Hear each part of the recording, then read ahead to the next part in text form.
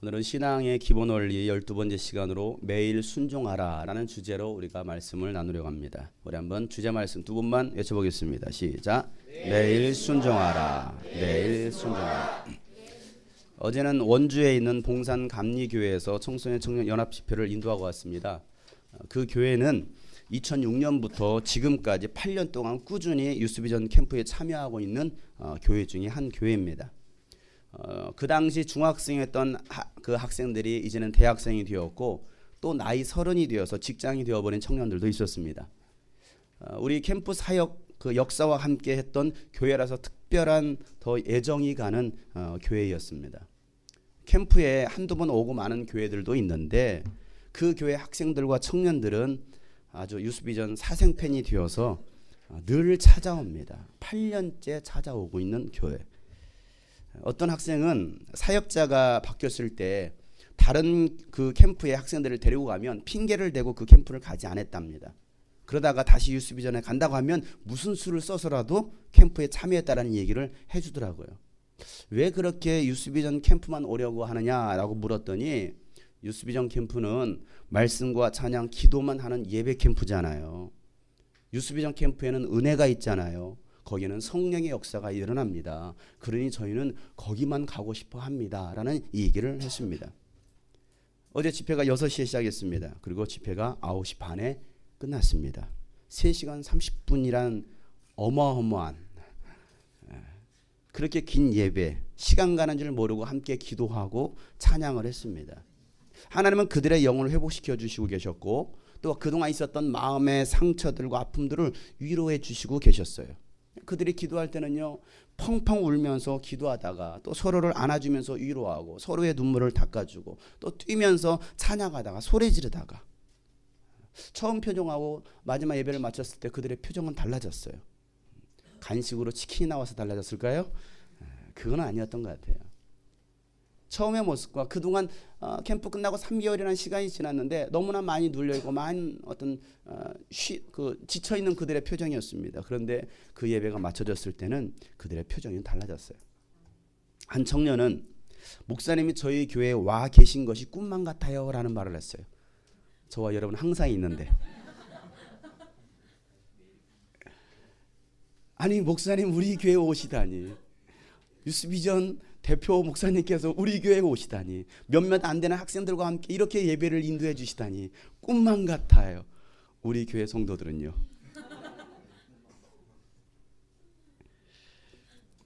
그래서 제가 이런 말 했습니다. 그러게 왜 진작 부르지? 왜 이제서야 불렀어? 8년이란 세월이 흘렀네. 진작 부르지. 다 때가 있는 거죠. 은혜를 사모하는 자들에게 하나님은 은혜를 주십니다. 그걸 꼭 기억하세요. 은혜를 사모하는 자들에게 하나님은 은혜를 주신다는 사실이에요. 잠언 8장 17절 말씀에 보면 나는 나를 사랑하는 사람을 사랑한다라고 말씀하십니다. 하나님을 사랑하는 사람을 사랑한대요. 여러분도 그러지 않나요? 나를 사랑해 주는 사람을 사랑하고 싶다. 나를 미워하고 있는 사람 사랑하고 싶나요? 여러분 말씀대로 살고 있습니까? 원수를 사랑하라. 그러고 있나요? 여러분 쉽지가 않아요. 나를 사랑하는 사람을 사랑하는데 오늘 하나님도 말씀하시기를 나를 사랑하는 사람을 나도 그를 사랑한다. 그리고 나를 간절히 찾는 사람을 만나 주겠다라고 말씀하십니다. 간절히 찾는 사람을 만나 주신대요. 대충이 아니고 그냥 뭐 계시면 좋고 아니면 말고 이 정도의 수준이 아니라는 것입니다. 아주 간절하게 찾는 사람을 만나 주시겠다라고 말씀하시는 거예요. 그래서 예레미야 선지자는 29장 11절부터 이렇게 말씀하시죠. 너희를 두고 계획하고 있는 일들은 오직 나만이 알고 있다. 하나님만이 알고 있다라는 것입니다. 여러분의 인생의 계획 누가 잘 알고 있을까요? 하나님만이 아시는 거예요. 근데 우리는 나 스스로가 내가 인생의 계획을 잘 알고 있다라고 착각하고 살아가요. 앞으로 5년 뒤에 10년 뒤에 내가 어떤 일들이 일어날 것이다라는 알지도 못하면서 마치 그런 인생이 일어날 것처럼 계획하고 살아갑니다. 그런데 여러분의 인생의 모든 계획은 하나님 안에 있다는 것입니다. 하나님만이 알고 있다는 것입니다. 내가 너희를 두고 계획하고 있는 일들은 재앙이 아니라 번영이다라고 말씀하셔요. 하나님은 여러분을 향한 계획이 무엇이냐면 재앙이 아니라는 것입니다. 심판이 아니라는 것입니다. 저주가 아니라는 거예요. 무엇입니까? 번영이에요. 여러분들이 잘 되길 바라신다는 것입니다. 복 받기를 원하신다는 거예요. 너희에게 미래에 대한 희망을 주려는 것이다. 여러분 미래에 희망이 있으십니까? 정말이에요? 나의 미래는 절망. 그렇습니까? 어떤 사람도 정말 절망 가운데 있는 사람도 있을지도 모르겠습니다. 앞이 보이지 않는 거예요. 까마득한 거예요. 그런데 하나님께서 말씀하시기를 너희를 향한 너희의 미래는 희망이다 라고 말씀하십니다. 그러면서 너희가 나를 부르고 나에게 와서 기도하면 내가 너희의 호소를 들어주겠다. 너희들의 기도를 들어주겠다. 너희가 나를 찾으면 나를 만날 것이다. 너희가 온전한 마음으로 나를 찾기만 하면 내가 너희를 만나주겠다라고 말씀하십니다. 그러면서 내가 너희를 포로 생활에서 돌아오게 할 것이며 내가 너희를 쫓아보냈던 세상의 모든 나라 모든 지역에서 너희를 모아오겠다. 내가 너희를 포로로 보냈으나 나는 너희를 그곳에서 너희의 고향으로 다시 데려오겠다라고 주님 말씀하십니다. 여러분은 은혜를 사모하는 열정이 있으십니까? 예수님을 간절히 찾고 계십니까? 온전한 마음으로 하나님을 찾기만 하면 하나님은 우리를 만나 주시겠다라고 약속하셨어요. 그런데 그렇게 간절히 찾는 사람들이 별로 없다라는 거예요. 간절히 찾기만 하면 하나님은 만나 주시겠다라고 약속해 주셨는데 그 하나님을 기대하고 사모하고 간절함으로 하나님을 찾는 사람들이 그다지 많지 않더라는 거예요. 기대하고 사모하고 바랄 때 하나님은 응답해 주시겠다라고 말씀하셨습니다. 우리를 하나님의 생각과 계획, 우리를 향한 하나님의 그 생각과 계획은요, 재앙이 아니라 번영이라는 거예요. 미래에 대한 희망이라는 것입니다. 하나님의 자녀들이 잘 되기를 바라는 것이 바로 하나님의 생각이라는 거예요. 하나님께 기도하면 하나님께서 그 기도 들어주시겠다라는 것입니다. 하나님께서 이렇게 약속해 주셨는데도 기도하지 않는 사람, 하나님을 찾지 않는 사람, 자기 힘과 지식과 경험으로 세상을 살아가고 신앙생활을 하려고 하는 사람들이 있다라는 사실이에요. 왜 지름길을 놔두고 멀리 돌아갑니까? 금방 갈 수 있는 길을 왜 뺑 돌아가느냐 이 말이에요. 멀리 돌아가더라도 하나님을 찾으면 다행일 텐데 그렇지 못한 사람들은 그야말로 고생만 하는 사람들이에요. 속된 말로 집 나가면 개고생이에요. 하나님의 집을 나가면 개고생합니다. 그런데 그런 사람들이 오늘날 너무나 많이 있다는 것이죠. 그런 사람들, 그렇게 멀리 나갔다가 개고생하는 사람들이 부르는 찬양이 있습니다. 멀리 멀리 갔더니 처량하고 고나며 슬프고 또 외로워 정처 없이 다니니 예수 예수 내 주여 지금 내게 오셔서 떠나가지 마시고 길을 함께 하소서. 주님은 절대 떠나지 않아요. 내가 주님을 떠나서 문제인 거지. 안 그렇습니까? 멀리 멀리 갔어요. 너무나 처량한 거야. 고나고 슬픈 겁니다. 외로워요. 정처 없이 다니다가 이제서야 예수를 찾는 사람. 여러분 한 주간 어떻게 살다 오셨습니까? 무엇을 찾다가 오셨습니까? 인생길을 방황하다 여러분 오셨습니까? 그래도 주님 앞에 나왔으면 다행인 거야. 안 그래요? 그나마 주님 앞에 왔으면 다행인 거야. 그런데 이 자리에 아직도 안 온 사람이 있으니 문제죠. 여전히 방황하고 있는 거야. 아주 그냥 방구석에서 굴러다니는지 아니면 어디를 벚꽃놀이 갔는지 굴러다녀. 멀리 가. 인생길 험하고 마음 지쳐 살아갈 용기 없어질 때 나 홀로 앉아서 낙심치 말고 예수님 품으로 나오시오. 인생길 험하고 인생길 험하고 마음 지쳐 살아갈 용기 없어질 때에 살아갈 용기 없어질 때 너 홀로 앉아서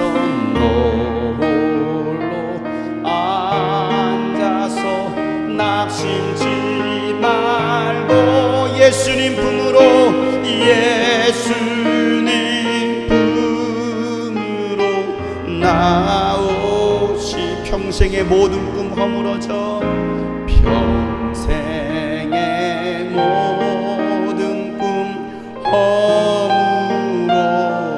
세상의 친구 다 떠날 때, 세상의 친구 다 떠날 때 어둠에 앉아서 울지만 말고, 어둠에 앉아서 울지만 말고 예수님 품으로, 예수님 품으로 나오시. 어두운 밤 지나면 새날 오고, 어두운 밤 지나면 새날 오고, 겨울이 가면 봄이 오듯, 겨울이 가면 봄이 오. 이 세상 슬픔이 지나고 나면,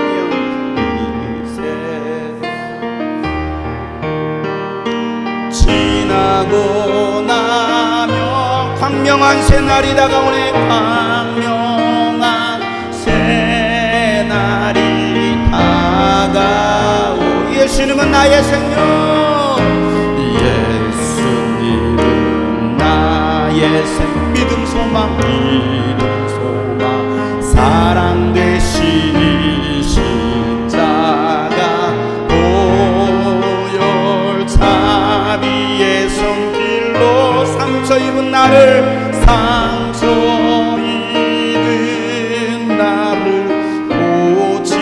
예수님은 나의 생명,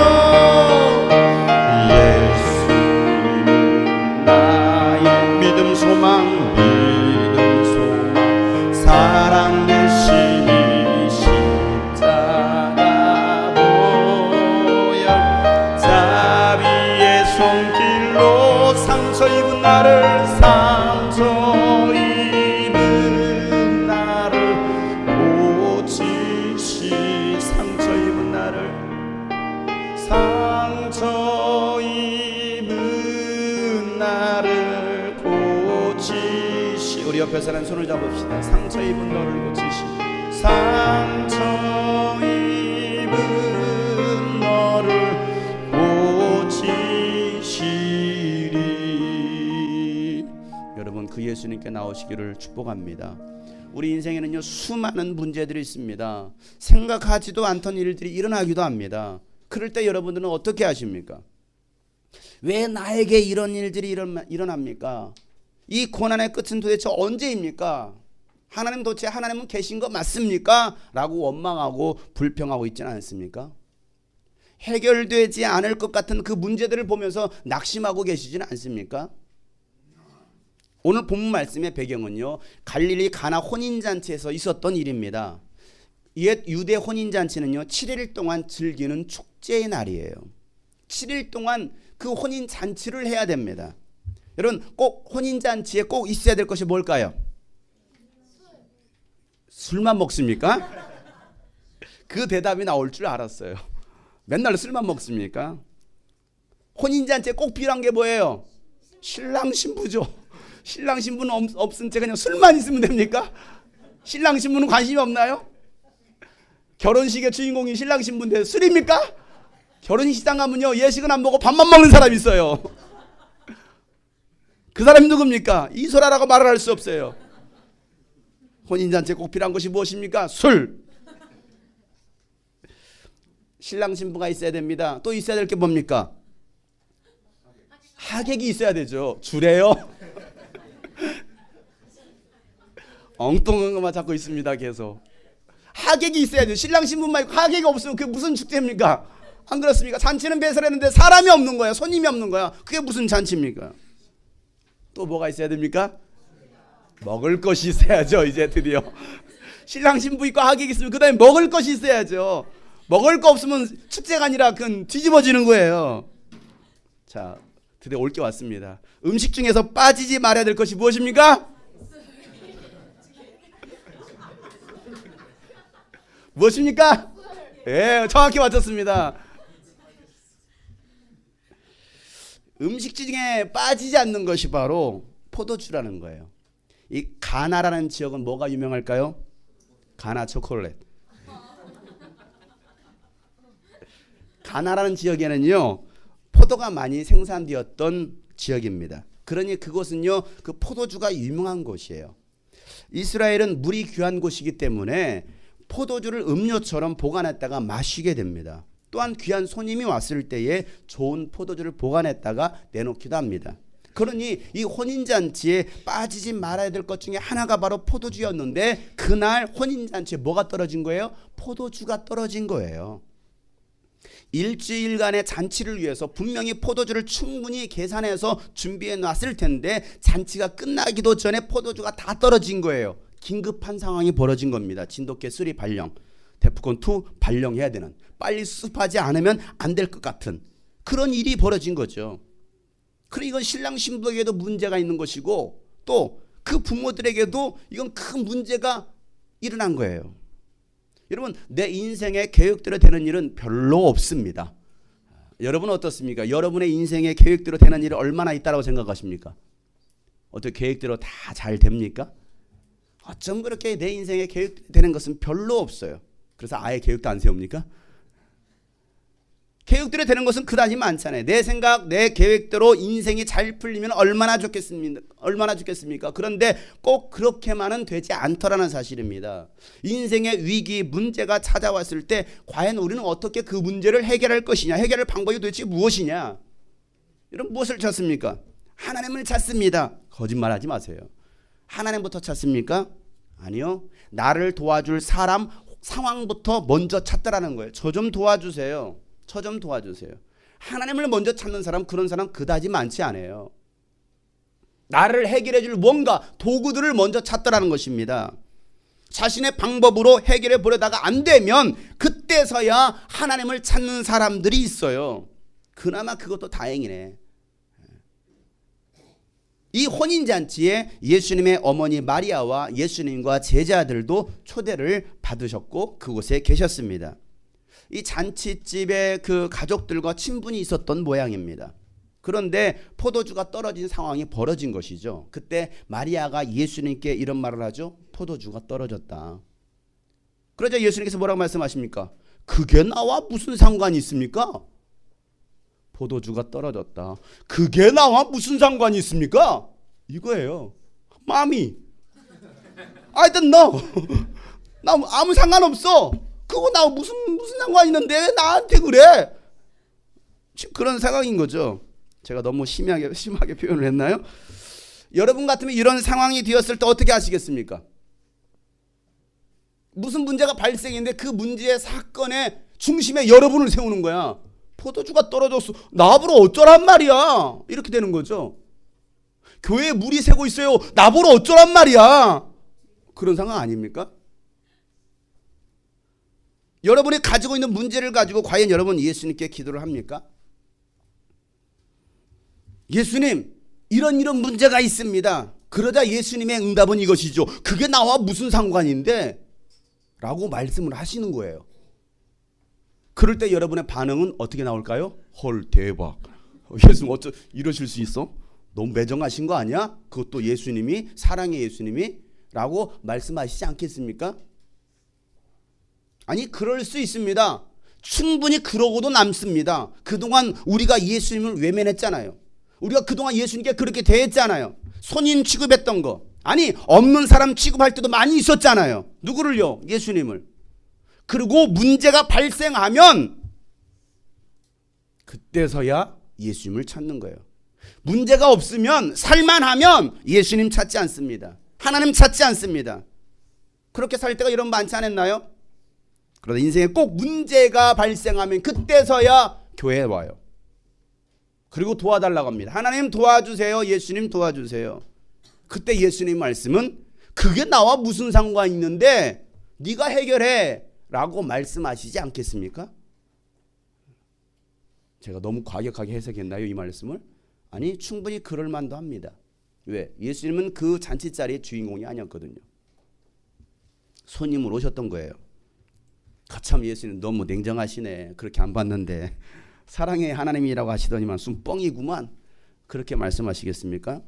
아쉬울 때만 하나님 찾고 아쉽지 않으면 하나님과 무관하게 살았던 때가 얼마나 있습니까? 그런 나에게 나와 무슨 상관이 있느냐라고 말씀하시면서도 우리 예수님은 그럼에도 불구하고 우리는 그 예수님을 찾아야 된다는 사실이에요. 아닌가요? 알았어요. 뭐 예수님 그러신다면 알겠습니다. 뭐 제가 한번 저기 부처님 찾아갈게요. 아니 뭐 무당 찾아가죠. 뭐 여러분 그러시겠습니까? 그런 상황이 왔다 할지라도 그래도 우리는 누굴 찾아야 돼요? 예수님을 찾아야 돼요. 왜요? 다른 방법이 없기 때문에 그래요. 옆에 사람 보고 이렇게 말합시다. 다른 방법은 없습니다. 유일한 방법은 예수님이십니다. 여러분 다른 방법이 있습니까? 있다고 생각하신다면 여러분 해볼 만큼 해보세요. 그냥 마음껏 해보세요. 그냥 완전히 그냥 갈 때까지 가보세요. 마리아는요 그 예수님의 그 이야기를 들었지만 일꾼들에게 이렇게 말합니다. 무엇이든지 그가 시키는 대로 하세요. 무엇이든지 예수님이 시키는 대로 하세요. 자, 거기에는요 유대인의 정결 예법을 따라서 돌로 만든 돌 항아리, 물 항아리 6이 놓여 있더라라고 말하고 있습니다. 각 가정마다 그 정결 의식에 치러질 만한 그 물 돌 항아리가 있습니다. 손님들은요 그 집에 들어올 때 그 물로 손과 발을 씻어서 정결케 하는 물 항아리예요. 그 물 항아리가 6개가 놓여져 있습니다. 그 6개가 무슨 의미를 가지고 있느냐, 뭐 신학적으로 그걸 말하자라는 게 아니에요. 그다지 그건 중요하지 않습니다. 어찌됐건 물 항아리가 6동이가 있었다라는 거예요. 예수님은 그 일꾼들에게 말씀하십니다. 7절에 보면 이 항아리에 물을 채워라 라고 말씀하셔요. 뭐 하라고요? 항아리에 물을 채워라. 그렇게 말씀하시니까 일꾼들이 뭐합니까? 물을 가득 채웁니다. 뭐가 떨어졌는데, 포도주가 떨어졌는데 물을 채우라고 말씀하시는 거예요. 이 일꾼들이 생각하지 않았겠습니까? 왜 물을 채우라고 하시지? 그렇지 않겠습니까? 일꾼들은요 예수님께서 시키신 대로 했습니다. 거기서 예수님께 예수님 여기서 이러시면 안 됩니다. 그렇게 말씀하시지 않았어요. 왜 물을 가득 채우라고 말씀하시지? 어디에 쓰시려고? 그런 말도 하지 않았습니다. 어찌됐건 일꾼들은요 예수님이 시키신 대로 그대로 합니다. 그러자 예수님은 또다시 일꾼들에게 말을 하죠. 이제는 떠서 잔치를 맡은 이에게 가져다 주어라. 그러자 일꾼들은 또 뭐라고 말합니까? 그대로 하였더라 라고 기록합니다. 성경에는 그대로 하였다. 예수님 이러시면 안 됩니다 라고 기록되어 있지 않아요. 그대로 했습니다.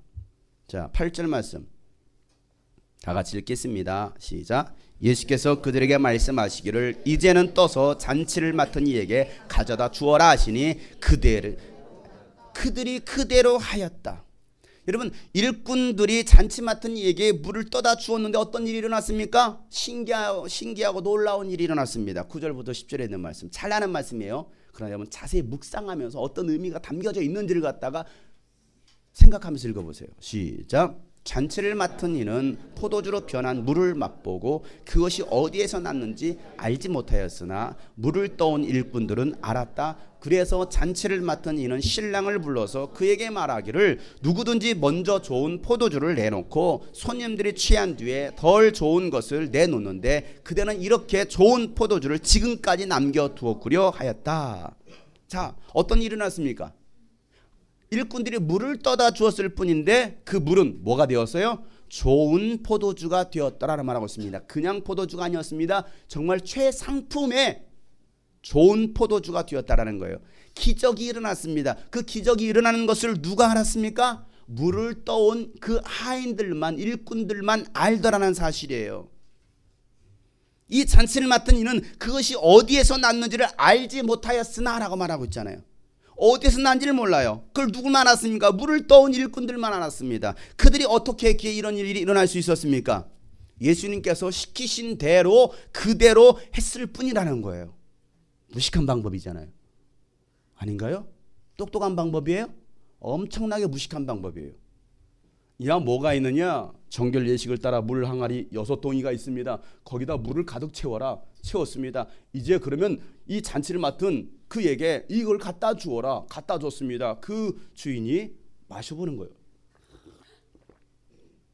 굿. 어디서 났어? 이거 어디서 난 거야? 요거죠. 물이 변하여 포도주가 된 이 표적은요, 예수님께서 행하셨던 첫 번째 표적이다라고 성경은 또 기록하고 있어요. 몇 번째요? 첫 번째 표징. 여러분, 첫 번째라는 것은요 정말 중요한 의미가 담겨 담겨져 있습니다. 첫 번째. 그렇지 않나요? 첫 번째, 첫 것. 새 창조의 역사를 어디에 생겼습니까? 혼인잔치에서. 물이 변하여 포도주가 되는 새 창조의 역사를 완전히 성분이 다른, 물과 포도주는요 완전히 다른 거예요. 완전히 성분이 다른 새 창조의 역사를 가나 혼인잔치에서 했다라는 거. 장례식장에서 한 것도 아니었습니다. 혼인잔치에서. 자, 우리가 앞으로 어디 들어가야 되나요? 혼인잔치에 들어가야 됩니다. 우리는 천국잔치에 들어갈 신부들입니다. 그런데 그 새 창조의 역사를 누가 주인이 되어서 예수님이 주인 되어서 그 일을 진행하고 계시다라는 사실입니다. 그리고 그 일을 지금 누구와 함께 하고 있습니까? 일꾼들하고 하고 있다라는 것을 여러분 기억해야 돼요. 누구와 하고 있다고요? 제사장이나 위대한 사람들, 뭔가를 가지고 있는 사람을 통해서 일한 것이 아니었습니다. 그 집에서 일하고 있는 알바생을 통해서 일하고 있었다는 사실이에요. 그게 기적인 거예요, 여러분. 그게 감사한 거죠. 하나님의 일은 위대한 사람을 통해서 일하시는 것이 아니었습니다. 큰 교회, 큰 사람을 통해서 가진 자를 통해서 일한 것이 아니었다라는 것입니다. 아무도 알아주지 않는 사람, 어떻게 보면 하찮게 보이는 그 사람을 통해서 저런 사람이 무슨 일을 할 수 있겠어? 아니 알바생이 무슨 일을 할겠어? 어린아이가 무슨 일을 할 수 있겠어? 아니 노인이 없는 자가 무슨 일을 할 수 있겠어? 라고 생각하는 그 사람을 통해서 하나님께서는 위대한 기적의 역사를 이루시더라는 사실이에요. 이게 성경의 이야기입니다. 여러분 무엇을 보고 여러분 이 말씀에서 은혜를 받습니까? 저는 오늘 이 말씀 준비하면서 이 종을 보면서 은혜를 받았어요. 아 그렇구나. 그 일꾼을 통해서 일하셨구나. 말꾼이 아닙니다. 사기꾼이 아닙니다. 일하는 일꾼이었습니다. 순종하는 사람이었습니다. 무식한 사람이었습니다. 그래서 무식하니까 하라고 하는 대로 순종하다라는 거예요. 우리는 너무나 유식해요. 너무나 똑똑해서 그래서 다 계산합니다. 이건 이랬고요. 이래서 안 됩니다. 예수님.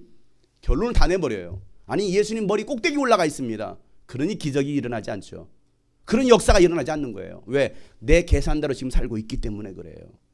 오늘 성경에서는 분명히 말씀하십니다. 아무것도 아닌 자인 것처럼 보였던 그 일꾼을 통해서 하나님께서는 위대한 일을 역사하시다라는 것입니다. 그것도 언제? 순종할 때. 뭐 할 때요? 순종할 때 말이에요. 순종하지 않으면 절대 기적은 일어나지 않습니다. 이 첫 번째 표적을 예수님은 이 가나 혼인잔치에서 보여주셨다는 사실이에요. 여러분 여러분의 인생의 축제를 기대하십니까? 축제 별로 기대하고 싶지 않아요?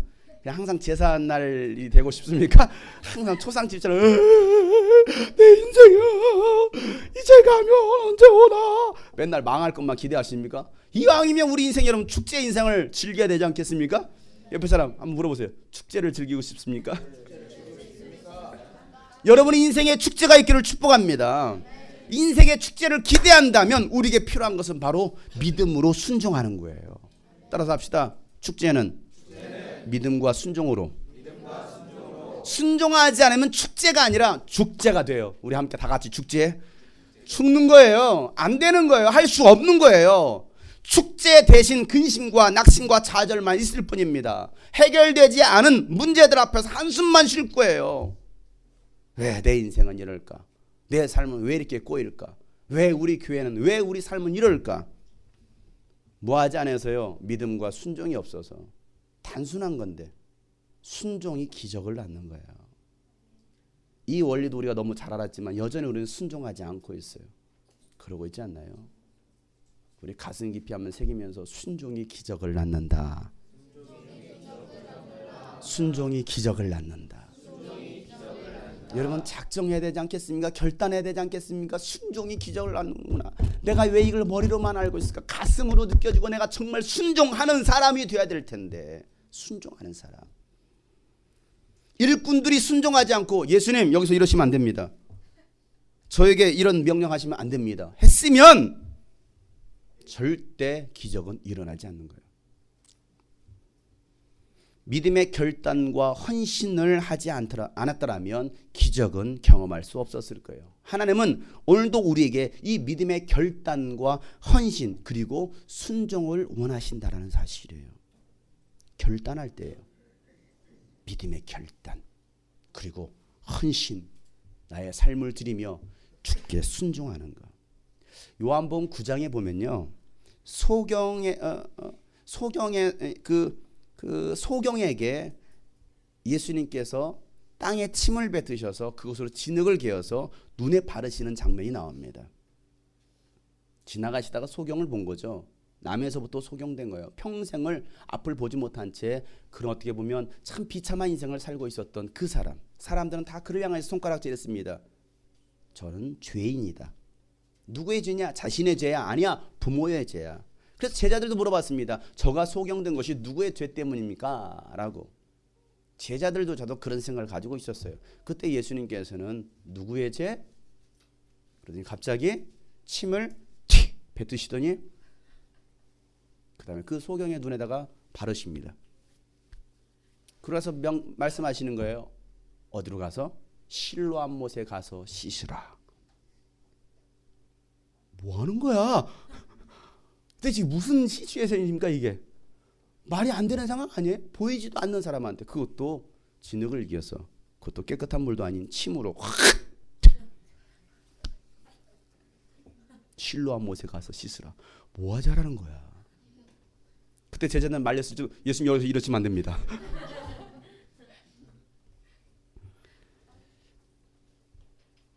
그러자 소경은요, 예수님께서 말씀하신 그대로 순종하면서 실로암 못에 가서 눈을 씻습니다. 그러자 눈이 밝아졌다. 이걸 어떻게 현대의학으로 설명할 수 있나요? 말이 되나요? 말이 안 되는 상황이잖아요. 예수님의 기적은 언제나 믿음으로 순종할 때 일어났습니다. 어린아이가 가져오는 물고기 2마리, 떡 5개가 들어있는 그 도시락 하나, 작은 도시락 1개를 가져다가 예수님께서 축복하십니다. 그리고 제자들에게 나눠주라 말씀하셨을 때도 제자들이 순종하니까 2만 명이 충분히 먹고도 12광주리가 남는 기적이 일어났어요. 대박 사건. 이건 정말 기네스북에 올라갈 만한 그런 엄청난 사건이 그 현장에서 일어났습니다. 신앙생활은 순종의 생활이에요. 매일 예수님의 말씀에 순종하지 않는다면 그것은 신앙생활이 아니에요. 자기 생활입니다. 신앙의 성장과 성숙을 가져기를 원하십니까? 그렇다 한다면 우리가 해야 될 일은 순종의 생활을 해야 된다는 사실입니다. 순종하지 않고 기적을 바라는 것 자체가 기적이에요. 어떻게 기적이 일어납니까? 순종하지 않는데 어떻게 기적이 일어납니까? 기적이 일어났으면 그게 진짜 기적이죠. 숨도 차네. 말이 안 되는 거예요. 그런 기적 기대하지 마세요. 그게 바로 사입입니다. 그게 신비주의인 거예요. 순종하지 않는데 무슨 기적을 바라십니까? 여러분 인생에 무슨 축제를 바라십니까? 있을 수 없는 거죠. 순종함이 없는 곳에는 절대 기적이 일어나서도 안 됩니다. 왜? 그렇게 자주 기적이 일어나면 하나님 안 찾기 때문에 그래요. 일어나서도 안 돼요. 우리 성도들에게 축복합니다. 순종하지 않는 기적이 일어나지 않을지어다. 그게 축복인 거야. 기도 않는데 기적이 일어났다, 응답이 일어났다, 그건 저주예요. 기억하세요. 저주입니다. 왜? 하나님 찾지 않거든요. 기도하지 않을 때 절대 응답이 일어나지 말지어다. 그게 성경에서 말씀하고 있어요. 근데 우리는요, 기도하지 않고 순종하지 않으면서 뭔가 기적을 기대하고 있습니다. 말도 안 되는 일들이 오늘날 교회에서 일어나고 있지 않나요? 여리고성을 하루에 한 바퀴씩 돌고 제7일에는 7바퀴를 돌아라. 그리고 성이 무너졌다라고 외치면 성이 무너질 것이다라고 말씀하셨습니다. 이스라엘 백성들은요, 그 말을 듣고 뭐합니까? 그대로 순종합니다. 그러나서 성이 무너졌다 외치니까 성이 와르르 무너지더라는 거예요. 아니, 이성으로는요 이해할 수 없는 일들이, 초자연적인 일들이, 과학적으로도 이건 도대체 설명할 수 없는 그런 일들이 믿음과 순종으로 이성을 초월하는 기적이 일어나더는 것입니다. 이게 바로 믿음이에요. 이성을 초월하는 게 믿음이에요. 근데 우리는 이성을 초월하려고 하지 않잖아요. 밤이 맞도록 그물을 내렸습니다. 그러나 물고기 한 마리 잡을 수 없었던 베드로에게 야, 깊은 곳에 가서 그물을 던져라 라는 그 예수님의 말씀을 듣고 베드로는요 순종함으로써 다시 그물을 내립니다. 그때 그물이 찢어질 정도로 고기를 잡는 기적이 일어났습니다. 예수님, 고기 잡는 일에는 제가 1인자입니다. 여기서 저에게 이러라 저러라 하시면 안 됩니다 라고 말하지 않았어요. 그야말로 무식할 정도로 멍청하게 보일 정도로 그대로 또 순종합니다. 밤새 그물을 일했어요. 얼마나 피곤하고 지칩니까? 소망도 다 사라졌어요. 오늘은 허탕이구나. 아무것도 없네. 수고하고 애써봤지만 내 힘껏 내 지혜가 내 경험 가지고 해봤지만 남는 것이 아무것도 없는 그 상태에서 예수님께서 야 깊은 곳에 그물을 내려봐. 아니 방금 거기다 던졌다니까요. 야 배 오른편에 던져봐. 방금 던졌다니까요. 아니 그런 말하지 말고 말대꾸하지 말고 그냥 순종 좀 해봐. 이게 예수님이 오늘 우리가 하시는 말씀이에요. 우리는 너무나 말대꾸예요. 아니 이래서요 저래서요. 아니 그런 말 하지 마. 그따위 말 하지 말고 그냥 내가 말 안 한다면 믿고 한번 순종해봐. 이게 믿음 아닙니까? 그럼 너무 계산하잖아요. 베드로는요 멍청할 정도로 그래요 뭐 다시 던지는 거야. 다시 던지니까 그물이 찢어질 정도로 그 말은 물고기가 막 나가고 싶었던 거지. 얼마나 물고기가 많이 잡혔던지. 해피는 왜 거기에 다 들어왔을까? 예수님께서 물고기들 저 다 숨어 있어. 예수님 미리 명령하셨어. 그러니까 막 또 그 물고기가 잡혀야지. 왜 예수님이 명령이 안 떨어졌나 아직. 예수님 명령이 안 떨어졌으니까 그 물고기는 가만히 이러고 있는 거야. 언제 들어가지? 대기하고 있어. 예수님 아직 말씀 안 하셨어. 예수님 말씀이 떨어졌잖아요. 야 깊은 거 던져봐. 출동. 빨리 들어가. 그물 다 들어가는 거야. 진짜 그물을 올리니까 헐 대박 이거 어쩐 일이야? 예수님과 물고기 눈짓을 줍니다.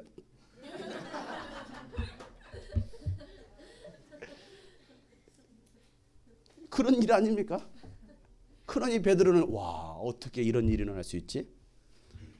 믿음으로 순종하면 그런 일이 일어나더라는 거예요. 따라서 합시다. 멍청하게 순종합시다. 옆에 사람 보고 똑똑한 척 하지 마세요. 잘난 척 하지 마세요. 자신을 믿지 마세요. 우리는 멍청할 정도로 순종해야 돼요. 예수님의 순종함으로 죄인인 우리가 구원받을 수 있는 기적이 일어났어요. 여러분 죄인이 구원받는 거 기적 아닙니까? 아닌가요? 그것만큼 큰 기적이 어디 있습니까? 십자가에서 죽으시는 순종함이 없었다라고 한다면 우리는 구원받을 길이 전혀 없었던 사람들입니다. 한 사람 아담의 불순종으로 모든 사람에게 죄가 들어온 것처럼 한 분 예수님의 순종함으로 많은 사람이 구원받을 수 있는 길이 열린 거예요. 로마서 5장 19절 말씀에 한 사람이 순종하지 않음으로 말미암아 이 한 사람이 바로 첫사람 아담입니다. 그 하나님의 말씀 선악과 따먹지 마. 그 말씀 하나님의 말씀 계명을 순종하지 않은 것입니다. 그 순종하지 않음으로 말미암아 많은 사람이 죄인으로 판정을 받았는데 죄인 되었는데 이제는 한 사람 예수님이 둘째 아담이신 예수님께서 순종하심으로 말미암아 많은 사람이 의인으로 판정을 받을 것이다라고 말씀하시는 거예요. 아담 때문에 죄인 되었던 인간이 예수님의 순종함으로 의인 되었다라는 사실입니다. 이게 기적 아닙니까?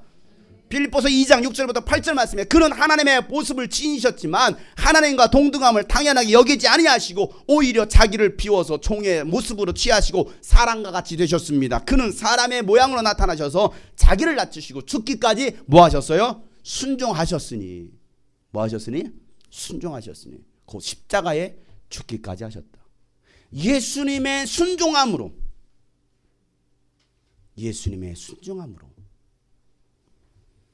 그 예수님의 십자가에 죽으시는 그 순종함을 통해서 많은 사람이 의인 되었다, 구원받게 되었다라고 말씀하고 계시는 거예요.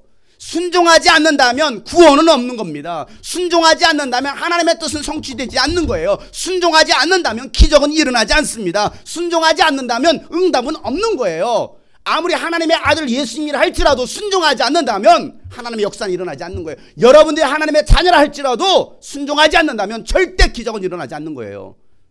일어나서도 안 되는 겁니다. 오늘 말씀 여러분 꼭 기억하세요. 하찮아 보이는 일꾼들의 순종으로 기적이 일어났습니다. 평생을 소경으로 죄인 취급당하면서 살았던 한 사람의 순종함으로 눈을 뜨게 되었습니다. 이성으로 이해할 수 없었고 계산이 되지 않는 상황 속에서 제자들이 순종했을 때 2만 명을 먹이는 기적이 일어났던 거예요. 하나님은 오늘도 우리에게 순종하겠느냐라고 물어보시는 거죠. 너 정말 순종할래? 너 이해가 되지 않는데 순종할래? 너에게 유익이 없는데 순종할래? 말이 안 되는 상황인데 너 순종할 수 있어? 라고 말씀하실 때 우리가 어떻게 하나님 앞에 대답하겠느냐 이거죠. 응답하겠느냐 이거예요. 순종하겠습니다. 예스라고 말하시겠습니까? no. 나는 할 수 없어요. 나는 순종 못해요. 라고 말씀하시겠습니까? 사랑하는 여러분, 여러분 인생에 수많은 문제들이 있고 또 일어날 것입니다. 그런 문제들 앞에서 한숨과 고통으로 눈물만 흘리시겠습니까? 아니면 다른 어떤 방법을 찾기 위해서 오늘도 사람과 환경을 찾아다니시겠습니까? 누가 나를 도와줄 자인가? 그런 사람들을 찾아가겠습니까? 줄을 잘 타시겠습니까, 여러분? 오랜 세월 방황했는데도 불순종하여서 더 멀리 돌아가시겠습니까? 언제까지 더 멀리 가시겠습니까? 얼마나 더 멀리 가야 여러분 되겠습니까? 지름길이 있어요. 예수님입니다. 순종함이에요. 이해가 되지 않고 내게 당장 유익이 없어도 주님 말씀하시면 순종해야 되는 거예요. 이게 믿음이라는 거예요. 보이는 것이 없고 손에 잡히는 것이 없어도 주님 말씀하시면 순종합시다. 순종하면 여러분이 알 수 없고 이해할 수 없는 일들이 여러분 눈앞에서 펼쳐질 것입니다. 그 일을 통해서 하나님의 살아계심을 증거할 수 있는 저와 여러분 되시기를 주의 이름으로 축복합니다. 오늘도 지금 우리에게 말씀하시는 거예요. 순종할 수 있어? 순종할 거니? 지금 눈에 당장 보이지 않는데요. 손에 잡히는 게 없는데요. 빈 그물인데요. 가진 거 이거밖에 없는데요. 그래도 순종할 수 있어? 그럴 때 우리 뭐라고 대답해야 되겠습니까? 아멘. 순종하겠습니다. 그러면 물이 변화의 포도주가 되는 그런 기적이 여러분의 인생 가운데 있을 것입니다. 오늘 말씀 붙잡고 다 같이 한번 기도하실 때에 하나님, 그동안 나의 삶을 봤을 때, 내 신앙을 돌아봤을 때 순종보다는 불순종이 많았습니다. 하나님을 사랑하는 것보다는 세상을 더 사랑했습니다. 하나님 말씀 따라 살지 못하고 세상 것들을 따라 살았습니다. 그래서 결국 내 인생이 정말 고난 가운데, 어려움 가운데, 여전히 어둠 가운데 놓이게 되었습니다. 하나님, 내가 정말 이제 다시 그 주님의 말씀 앞에 서게 도와주시고 주님 말씀하시는 그 말씀에 그대로 행하는 순종하는 자, 보잘것없어 보였던 그 일꾼들을 통해서 하나님께서 기적을 일으키셨던 것처럼 오늘 하찮은 나를 통해서, 보잘것없는 나를 통해서 하나님 일하여 주시옵소서. 하나님은 큰 자를 통해서 일하는 것이 아닙니다. 큰 교회를 통해서 일하는 것도 아닙니다. 아니, 가진 자를 통해서도 일한 것도 아니었습니다. 물론 가진 자를 통해서도 일하실 수도 있습니다. 그럼에도 불구하고 하나님께서는 오늘 우리 연약한 우리를 찾고 계시고 부르시고 계십니다. 내가 너를 통해서 일하기를 원한다. 내가 너를 통해서 기적을 일으키길 원한다. 너의 순종함을 통해서 하나님의 살아계심을 증거하기를 원한다. 인생의 축제를 즐겨야 되지 않겠느냐. 오늘 주님께서 말씀하실 때 하나님, 그렇습니다. 순종하겠습니다. 주님 말씀에 순종하겠습니다. 주님, 내 삶에 역사하여 주시옵소서. 내 삶의 주인으로 예수를 모셔드리기를 원합니다. 다 같이 주님 앞에 간절하게 동서로 이어 기도하겠습니다. 하나님 아버지, 오늘도 주님의 말씀 의지하여 순종하며 나아가는 하나님의 사람들 되게 하여 주시옵소서. 내 인생의 수많은 아픔과 고통과 고난 속에서 문제를 바라보면서 힘들어하고 눈물을 흘리고 한숨 쉬는 인생이 아니라 주님의 놀라운 기적의 역사를 바라보며 순종하며 나아가는 하나님의 사람들 되게 하여 주시옵소서. 주의 말씀 의지하여 깊은 곳에 그를 던져 오늘 그가 놀라운 일을 이루시는구나. 주의 말씀 의지하여 믿음으로 그를 던져 믿는 자에게 눈치 못함 없네. 주의 말씀 의지하여 깊은 곳에 그를 던져 오늘 그가 놀라운 일을 이루시는구나. 주의 말씀 의지하여 믿음으로 믿는 자에게 눈치 못다. 주의 말씀 의지하여 깊은 곳에 그를 던져 오늘 그가 놀라운 일을 이루시는구나. 주의 말씀 의지하여 그를 던져 믿는 자에게 눈치 못함 없네. 전능하신 나의 주 하나님은 능치 못하실 전혀 없네. 우리의 모든 강구, 우리의 모든 강구도, 우리의 모든 생각, 우리의 모든 꿈과, 우리의 모든 꿈과 모든 소망도, 신실하신 나의 주 하나님, 신실하신 나의 주 하나님은 우리의 모든 괴로움 바꾸십니다. 우리의 모든 괴로움 바꿀 수 있는 불가능한 일을 행하시는 하나님, 불가능한 일을 행하, 죽은 자를 일으키시는 하나님, 그를 이길 자 아무도 없습니다. 우리 모두 주님 앞에 찬양으로 높입시다. 주의 말씀 의지하여, 주의 말씀 의지하여 깊은 곳에 그를 던, 오늘 그가 놀라운, 오늘 그가 놀라운 일을 이루시, 주님 말씀 의지합니다. 믿음으로 그를 던져 있는 자에게 눈치 못하, 주의 말씀 의지하여, 주의 말씀 의지하여 깊은 곳에 그를 던져 오늘 그가 놀라운 일을 이루시네. 주의 말씀 의지하여 그를 던져 있는 자, 우리 옆에 사람의 손을 잡읍시다. 주의 말씀 의지하여 우리 함께 깊은 곳에 금을 던집시다. 주의 말씀 의지하여. 절대 믿음 생활은 혼자 하는 것이 아닙니다. 믿음의 동역자들과 믿음의 공동체들과 함께 하는 거예요. 우리 서로 격려합시다. 힘을 실어줍시다. 의지하여 하나님, 우리 모두가 믿음으로 순종하며 나가게 하여 주시옵소서. 손을 붙잡고 다같이 한번 1분간만 서로를 위해서 축복하며 기도합시다. 하나님 아버지여, 믿음으로 손잡고 나아갈 때에 주님 역사하여 주시옵소서. 여리고성이 무너졌던 것처럼 저희 인생의 여리고성이 무너지게 하여 주시옵소서. 우리 교회가 가지고 있는 모든 그 여리고성이 무너지게 하여 주시옵소서. 오 주님, 오 주님,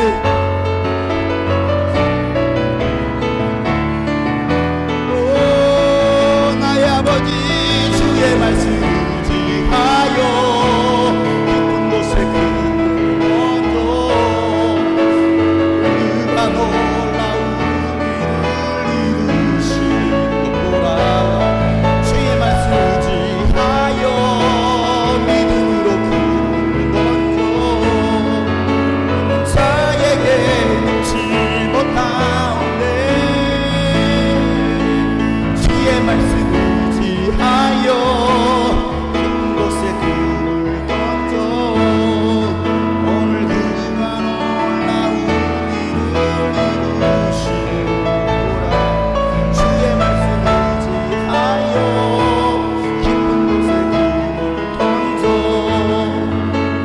자에게, 우리 다같이 주님 앞에 고백합시다. 주의 말씀 의지하여, 주의 말씀 의지하여 깊은 곳에 그를, 오늘 그가 놀라운 일을 봅시다. 오늘 그가 놀라운 일을 이루시네. 주의 말씀 순종하여 믿음으로 믿는 자에게 능치 못함, 믿는 자에게 능치 못함이 없습니다. 믿는 자에게 능치 못함 없네. 믿는 자에게 능치 못함이 없어요. 믿는 자에게 능치 못함 없네. 믿는 자에게,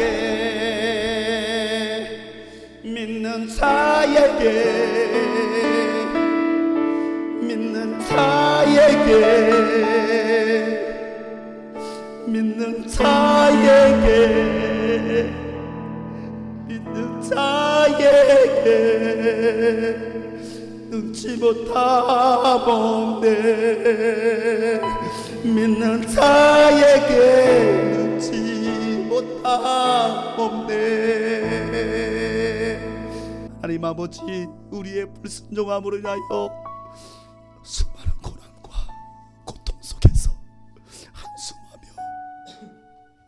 인생의 긴 어두운 터널을 지나고 이 자리에 왔습니다. 하나님, 보이지 않지만 잡히는 것이 없지만 그 주님의 말씀을 의지하며 순종하며 결단하며 나아가는 하나님의 사람들 되게 하여 주시옵소서. 저희 인생에 물이 변하여 포도주가 일어나는 그 첫 번째 표징이 저희들의 삶 속에 나타나게 하여 주시옵소서.